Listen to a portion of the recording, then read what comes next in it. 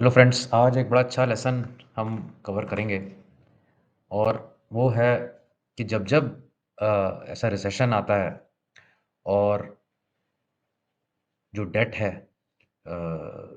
US का example लेंगे और वो डेट टू जीडीपी एक सर्टेन लेवल के ऊपर चला जाता है और बहुत सारा बेसिकली इंटरेस्ट सरकार को देना पड़ता है और वो अनसस्टेनेबल हो जाता है। तो वो अपनी करेंसी को डेप्रिसिएट करते हैं। उसकी value versus let's say gold currency को रिड्यूस करते हैं। तो जैसे कि 1971 में जो डॉलर का लेवल था और 1980 आते-आते उसमें 98% की गिरावट आ गई। तो जैसे आप इस चार्ट में देखेंगे कि यहाँ पर 1 डॉलर अ, अगर 1000 मिलीग्राम के बराबर है, तो ये 1980 आते-आते यहाँ पर ये 40-50 मिलीग्राम रह गया है। तो 90% से ज़्यादा की यहाँ पे फॉल हो गई है।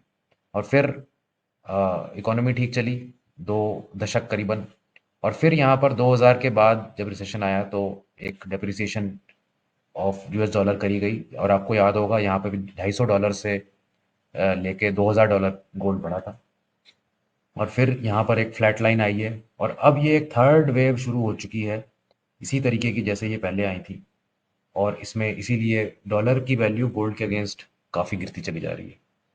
तो ये एक नेचुरल फिनोमिना चल रहा है क्योंकि जब से 1971 से गोल्ड बैकिंग हटाई गई है डॉलर की, तब से डॉलर का कितने डॉलर छाप सकते हैं उसकी पूरी इंडिपेंडेंस मिली हुई है फेड को। तो वो इतने डॉलर छाप चुके हैं अब कि इन्फ्लेशन भी रुक नहीं रही है और जो इंटरेस्ट रेट है वो भी करीबन 30 ईयर यील्ड जो है वो 5% के आसपास आई हुई है। तो उस लेवल पे इकोनॉमी में 5% लेवल पर काम करना बहुत मुश्किल है। उसको नीचे करने के लिए क्या दो काम हो सकते हैं। या तो आप बहुत सारा पैसा छाप दीजिए और उससे बॉन्ड्स खरीद लीजिए, तो यील्ड डाउन हो जाएगी। लेकिन वो करने में इन्फ्लेशन बहुत बढ़ जाएगी क्योंकि इतना पैसा छपेगा। दूसरी पोटेंशियल है कि आप यील्ड को बढ़ने दीजिए, 5, 7, 10% यील्ड पहुँच जाएगी।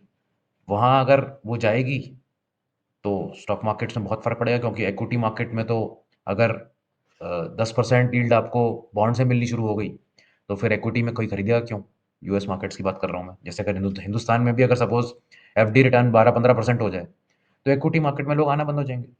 तो रिस्क क्यों लें? अगर हमने 12-15% ही कमाने हैं, तो हम इक्विटी में क्यों रिस्क लें?